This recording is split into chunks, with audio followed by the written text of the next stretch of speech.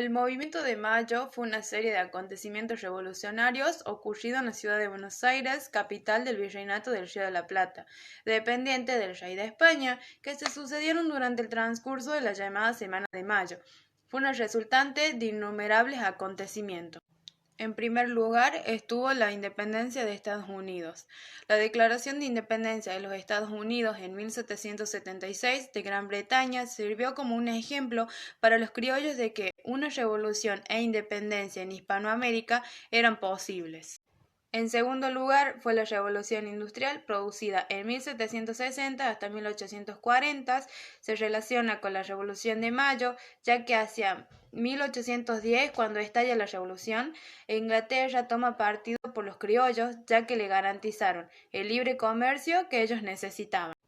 En tercer lugar está la Revolución Francesa, producida en 1789, que se relaciona con la Revolución de Mayo, ya que los criollos, al igual que los franceses, querían que la monarquía absolutista fuera reemplazada por un gobierno revolucionario. La Revolución de Mayo también está relacionada con la crisis de la monarquía española. Desde 1810 estallaron en distintas ciudades de Hispanoamérica varias revoluciones contra el poder español. Durante los últimos años del siglo XVII, España modificó varias veces sus alianzas con otros países europeos. La rivalidad militar de España e Inglaterra se combinaba con la economía. España tenía una cefalía en el trono que significaba el vacío del poder, la ausencia de gobernantes. En 1804, cuando Napoleón Bonaparte asume el poder y se proclama rey, decía que todo rey necesitaba un imperio, así que Napoleón se propuso conquistar toda Europa. La gran rivalidad de Napoleón fue Inglaterra. España, si bien era neutral en el conflicto, había ofrecido a Francia buques y dinero. Eso desencadenó el enojo en los ingleses, los cuales apresaron la flota española que transportaba cientos de barras de oro desde América. España se alió momentáneamente con Francia y se enfrentaron con la flota inglesa. Napoleón decreta el bloque continental en contra de Inglaterra con el objetivo de aislarla y estrangular su economía en plena revolución industrial. En 1808 Napoleón invade España y obligó a renunciar al trono a Carlos IV a favor de su hijo Fernando VII. Más tarde Fernando es tomado prisionero y obligado a dejarle el trono a José Bonaparte, hermano de Napoleón. En toda España comenzaron a formarse juntas de gobiernos que respondían a una junta central instalada en Sevilla para resistir la invasión francesa.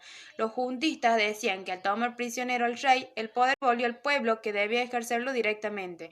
A la caída de la Junta de Sevilla se formó el Consejo de Regencia, pero los criollos de América no les reconocieron. La Revolución de Mayo. Tiempo atrás, el territorio argentino estaba bajo las órdenes del rey Fernando VII de España. Para cuidar la tierra nombró un virrey que era quien dictaba las normas. Los habitantes debían someterse a ellas, pero cada vez había más gente en desacuerdo con él. Fue así que un día llegaron los ejércitos de otro país. Se quedaron con las tierras y le dieron el poder a los habitantes. Muchas personas que vivían aquí se reunieron en el cabildo para cambiar todo lo que no les gustaba y algunos habitantes esperaron en la plaza para ver lo que iba a suceder. En la llamada Semana de Mayo, día tras día, los hombres que hicieron aquella revolución hicieron que fuera posible la emancipación del poder español. El 25 de mayo los cabildantes reconocen la autoridad de la Junta Revolucionaria y así se forma el primer gobierno patrio, que tuvo como presidente a Cornelio Saavedra. Como secretarios tuvo a Mariano Moreno y Juan José Paso. Como vocales tuvo a Manuel Alberti, Miguel de Ascuénaga, Manuel Belgrano, Juan José Castelli, Juan Larrea y Domingo Mateu. La caída del gobierno central. El gobierno central, representado por el Directorio, llega a su fin. En 1820, la batalla de Cepeda marcó el fin del sistema de centralización política y el surgimiento del federalismo, de hecho, en la Argentina. Con la disolución del gobierno nacional, se inició el llamado periodo de las autonomías provinciales, donde cada provincia se autogobernó, sancionó su propia constitución y sus leyes, y manejó su economía. A partir de este periodo, al no existir un gobierno nacional que estuviera por encima de las provincias, la importancia de los caudillos provinciales se acentuó. En esa época existieron dos oposiciones, unitarios y federales. Los unitarios tenían como objetivo adoptar como forma de gobierno la representativa republicana consolidada en la unidad del régimen y decían que el gobierno central está en Buenos Aires y que la misma fuera la capital de la nación. Los federales querían adoptar como forma de gobierno las representativas republicana y federal, un gobierno nacional que cohesione a todas las provincias pero que al mismo tiempo respete su autonomía. El gobierno de Rosas estuvo dividido en dos. El primer gobierno duró desde 1829 a 1832. El segundo gobierno duró desde 1835 a 1852. Juan Manuel Ortiz de Rosas estuvo en el escenario político argentino durante muchos años y su pensamiento se fue consolidando con el tiempo. La Revolución de Mayo había contribuido a la movilidad social y a la participación de los humildes en la defensa de los que creían sus derechos. Rosas sabía que para poder gobernar se necesitaba el apoyo de la mayoría de la población y trabajó para ganárselo. De ese modo se preparó para asumir su primer gobierno el 8 de diciembre de 1829. El país, a encontrarse dividido en dos entre unitarios y federales, los unitarios tenían al mando al general Paz formando las provincias del interior, que eran Catamarca, Salta, Tucumán, La Rioja, Santiago del Estero, Córdoba, San Luis, Mendoza y San Juan.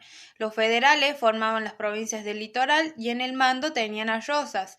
Las provincias que formaban las provincias del litoral eran Buenos Aires, Santa Fe, Corrientes y Entre Ríos. Para defender a la provincia y los unitarios, se le otorgaron a Rosas las facultades extraordinarias, las cuales sumaban a su función como gobernador la capacidad de hacer leyes. El 15 de febrero de 1831 comenzó la guerra entre unitarios y federales. Se dispusieron a recuperar las provincias perdidas. En junio del mismo año, el general Paz es capturado provocando la caída de los unitarios con el triunfo federal. Todas las provincias se fueron incorporando a su liga y lideraron en Rosas el manejo de las relaciones exteriores. De ese modo se comenzó a formar la Confederación Argentina. En 1832, como los unitarios fueron vencidos, no se veían motivos para darle a Rosas las facultades extraordinarias. Rosas no estaba dispuesto a gobernar sin esas facultades, se retira del mando. El segundo gobierno de Rosas y la Confederación Argentina. En 1835, Facundo Quiroga es asesinado en la ciudad de Córdoba. Ante la posibilidad de la vuelta de los enfrentamientos con los unitarios, los federales le ofrecen a Rosas la vuelta al poder con la suma del poder público, la cual le otorgaba los tres poderes de gobierno: poder ejecutivo, poder legislativo y el poder judicial. Rosas gobernó con la suma del poder público hasta el año 1852. Rosas, durante su gobierno, aplicó más violencia contra sus rivales. Exigió que todos los habitantes demostraran apoyo al gobierno. Por eso fue obligatorio el uso de una cinta de color rojo. La prensa fue controlada y no permitió críticas hacia el gobierno.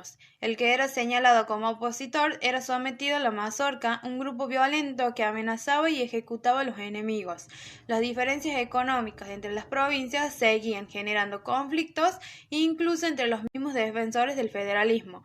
Las provincias querían comerciar por sus puertos y no solo por el puerto de Buenos Aires.